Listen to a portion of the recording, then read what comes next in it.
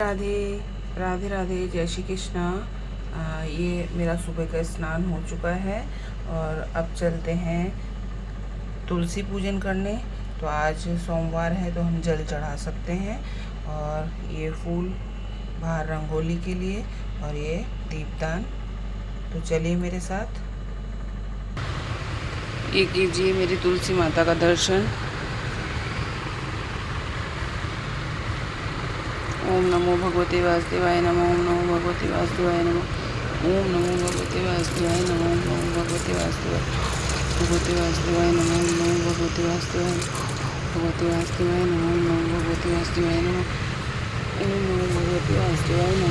भगवते वासुदेवाय नमः।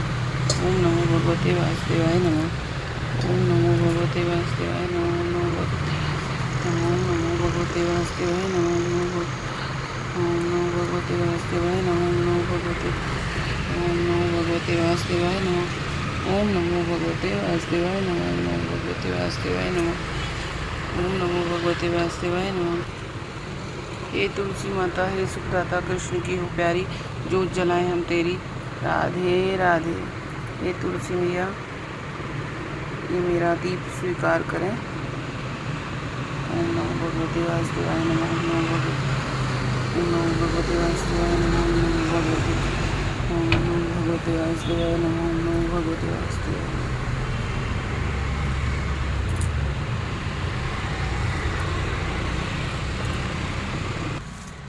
अब बाहर करेंगे देहरी पूजन, रंगोली बनाएंगे।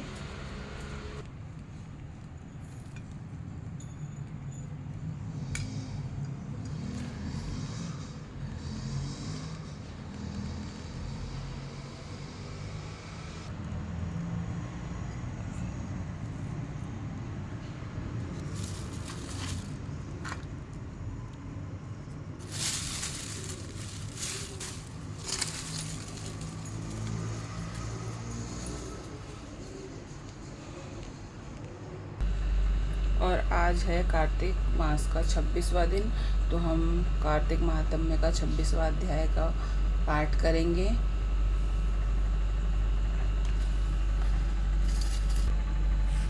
कोई भी पाठ प्रारंभ करने से पहले हमें धूप और दीप प्रज्वलित करना चाहिए, जिससे कि वो हमारे साक्षी रहते हैं कि ये हमारा पाठ उन्होंने सुना। ओम नमो भगवते वासुदेवाय नमः। ओम नमो भगवते वासुदेवाय नमः। ओम नमो भगवते वासुदेवाय नमः। ओम नमो भगवते वासुदेवाय नमः। ओम नमो भगवते वासुदेवाय नमः। ओम नमो भगवते वासुदेवाय नमः। कार्तिक महात्म्य का 26वां अध्याय। नारद जी ने कहा, देवगणों के ऐसे वचन सुनकर धर्मदत्त ने कहा, सब मनुष्य भगवान विष्णु की प्रसन्नता के लिए विधिवत आराधना, यज्ञ, दान, व्रत, तीर्थ तथा तपस्या आदि करते हैं, किंतु कोई ऐसा सरल उपाय बतलाइए कि जिसके करने से इन सब का फल प्राप्त हो। गणों ने कहा, हे द्विजश्रेष्ठ, आपका प्रश्न बड़ा श्रेष्ठ है। हम आपको भगवान विष्णु को शीघ्र प्रसन्न करने का उपाय बताते हैं। हम इतिहास सहित प्राचीन वृतांत सुनाते हैं, सावधानी से सुनो। प्राचीन काल में कांचीपुरी में चोल नामक चक्रवर्ती राजा राज्य करता था। उसी के नाम से उसके देश का नाम भी चोल ही प्रसिद्ध था। राजा चोल के राज्य में कोई प्राणी दरिद्र, दुखी, पापी व रोगी न था। यह सब राजा के यज्ञ करने का प्रभाव था। ताम्रपर्णी नदी के दोनों किनारों पर सोने के यज्ञ स्तंभ सुशोभित थे। हे द्विजवर, एक दिन वह राजा भगवान विष्णु के पास गया। भगवान उस समय से सैया पर योग निद्रावश सो रहे थे। राजा ने उनकी मणियों, मोतियों और स्वर्ण के दिव्य फलों फूलों द्वारा पूजा की। वह साष्टांग प्रणाम करके भगवान के चरणों के पास ही बैठ गया। थोड़ी देर के बाद राजा ने अपनी नगरी कांचीपुरी के ब्राह्मण विष्णुदास को वहां आते हुए देखा। विष्णुदास भगवान की पूजा के लिए तुलसी दल और जल लिए हुए था। विष्णुदास ने वहां आकर भगवान को विष्णु सूक्त मंत्रों द्वारा स्नान करवाया। मंजरी तथा दलों से उनका विधि पूर्वक पूजन किया। विष्णुदास के चढ़ाए हुए दलों से राजा के चढ़ाए हुए मणि, मोती व स्वर्ण के फूल ढक गए।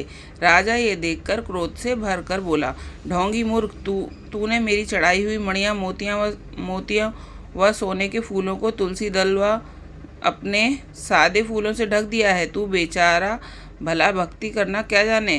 तूने मेरे किए हुए विचित्र श्रृंगार को बिगाड़ दिया है।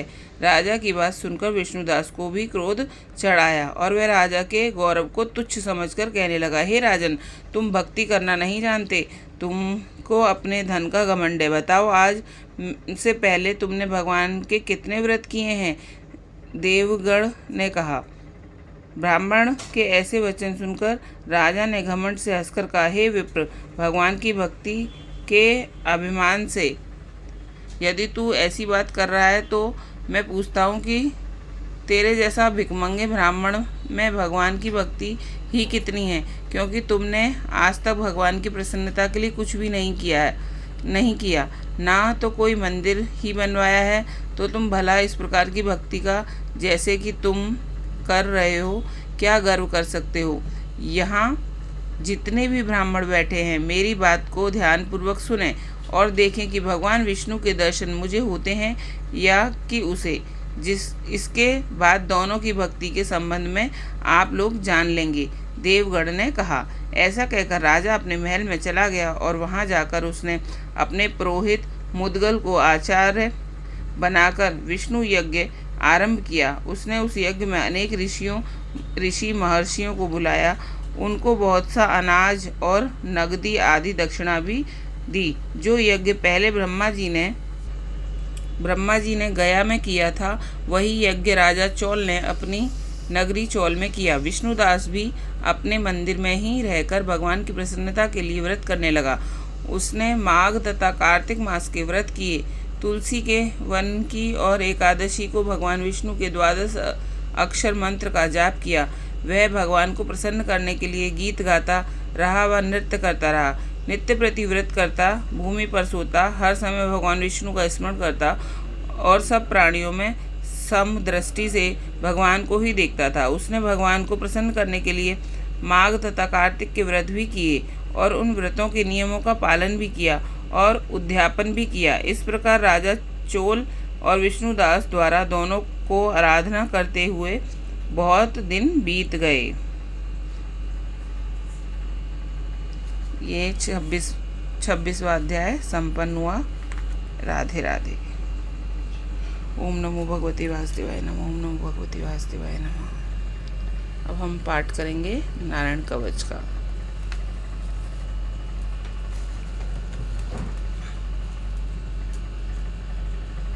राधे राधे। जय श्री कृष्ण।